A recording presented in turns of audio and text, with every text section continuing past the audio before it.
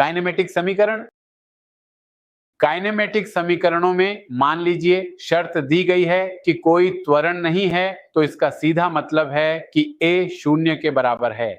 तो ऐसे में आपके पास गति के लिए केवल एक ही संभव समीकरण होता है, यानी विस्थापन बराबर है वेग गुणा समय के। यह वही एकमात्र समीकरण है जिसे आप समान गति में, या आप कह सकते हैं बिना त्वरण की गति में उपयोग कर सकते हैं। अगर त्वरण है तो त्वरण क्या है, आइए पहले इसे दोहरा लेते हैं। आप जानते हैं कि यह वेग में परिवर्तन की दर है, लेकिन इसे इस तरह भी रखा जा सकता है। ये कैसे संभव है? देखिए, एक ही कदम में आप इसे संभाल सकते हैं। ये dv बटा ds है, मैंने ds से गुणा और भाग किया है। ये क्या है? ये v है, फिर ये बन जाता है a बराबर v dv बटा ds। देखिए, जब आप अप्लाइड नेचर और यांत्रिकी के संख्यात्मक प्रश्नों में काम करते हैं तो कभी-कभी आपको ऐसा प्रश्न मिलता है जिसमें त्वरण दूरी के संदर्भ में दिया गया होता है, समय के संदर्भ में नहीं। तो ऐसे में आप इस संबंध का उपयोग कर सकते हैं a बराबर v dv बटा ds। मेरा मतलब है ये समय के संदर्भ में नहीं है। अब गति के समीकरण क्या हैं? मूल रूप से गति के 4 समीकरण होते हैं। लगभग सभी समीकरणों में आपके पास a होता है। a क्या है? यह एक स्थिर त्वरण है। तो दिस पे जोर देना चाहिए कि इन सभी समीकरणों में त्वरण स्थिर रहना चाहिए, यह मान लेना चाहिए, तभी आप इन समीकरणों का उपयोग कर सकते हैं। ये समीकरण है v बराबर u प्लस at, s बराबर ut प्लस आधा at वर्ग, v वर्ग बराबर u वर्ग प्लस 2as, और इसी तरह यह समीकरण st यानी u प्लस आधा a 2t माइनस 1। ये st क्या है? ये वह दूरी है जो 2 सेकंड में तय की गई है। 2 सेकंड का मतलब है चौथा सेकंड।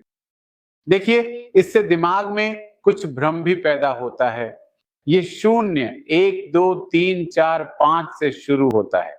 चौथा सेकंड क्या है? चौथा सेकंड तब शुरू होगा जब तीसरा सेकंड खत्म हो जाएगा। यहां से 4 सेकंड शुरू हो रहा है, चौथा सेकंड यही है। इसी तरह जब आप कहते हैं t1 सेकंड, तो इसका सीधा मतलब है कि t1 सेकंड तब शुरू होगा जब t-1 खत्म हो जाएगा।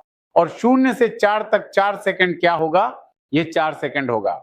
तो जब कोई कहता है कि t सेकंड में तय की गई दूरी, तो उसे s से दर्शाया जाता है, और tवें सेकंड में तय की गई दूरी उसे st से दर्शाया जाएगा। यह st होगा, जबकि यह s द्वारा दिया जाएगा। यही s और st के बीच मूल अंतर है। आगे बढ़ने से पहले हमें इस शर्त को फिर से दोहराना चाहिए कि जब हम इस समीकरण का उपयोग करें तो ये सुनिश्चित कर लें कि त्वरण स्थिर है या नहीं।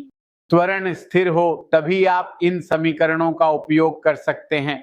आप देखेंगे st का संबंध परवलयाकार होगा। अगर त्वरण है तो st का संबंध परवलयाकार होगा। और अगर आप एक विशेष स्थिति लेते हैं जहां u 0 के बराबर है, तो उस स्थिति में यहां से u प्लस at आपको sat मिलता है जो t के समानुपाती है। st का संबंध अगर अस्थिर है, st का संबंध u 0, माफ कीजिए यह v है, v बराबर at, vt का संबंध सीधी रेखा होगा, क्योंकि यहां आप देख सकते हैं vt के समानुपाती है, s बराबर होगा। पहली संज्ञा 0 हो जाती है, st वर्ग के समानुपाती होगा। यह एक परवलयाकार संबंध होने जा रहा है। जब एक राशि वर्ग में हो और दूसरी की घात 1 हो तो उसे परवलयाकार संबंध कहते हैं। इसी तरह तीसरी समीकरण में आपके पास पहली संज्ञा 0 है और यह v वर्ग और s है। अब वर्ग v का है तो आपके पास एक परवलय होगा जो v अक्ष से दूर जाता हुआ दिखाई देगा। यह भी याद रखने का एक नियम है। अगर परवलयाकार संबंध में आप किसी चर राशि का वर्ग पाते हैं तो परवलय का ग्राफ उसी अक्ष से दूर जाता है, दूर हटता है। क्योंकि यहाँ v का वर्ग है इसलिए ग्राफ वेग वेलोसिटी अक्ष से दूर जा रहा है। और अंत में इन ग्राफों को देखिए, आप देख सकते हैं वेग और समय के बीच इस पहली समीकरण के आधार पर यह एक रैखिक लिनियर संबंध है s और t के बीच इस दूसरी समीकरण के आधार पर, जो है ut plus half at square. यह एक प्रवलयाकार संबंध है और जब कोई कहता है कि त्वरण एक्सेलरेशन स्थिर है तो स्पष्ट है कि समय के साथ उनका ग्राफ सीधी रेखा स्ट्रेट लाइन होगा। और ये समीकरण केवल रैखिक गति लिनियर मोशन पर ही लागू होते हैं। अगर दिशा बदलने वाली है तो स्थिति में पदों सदिश वेक्टर उपयोग करें, तब ये समीकरण सदिश समीकरण वेक्टर इक्वेशंस का रूप ले लेते हैं।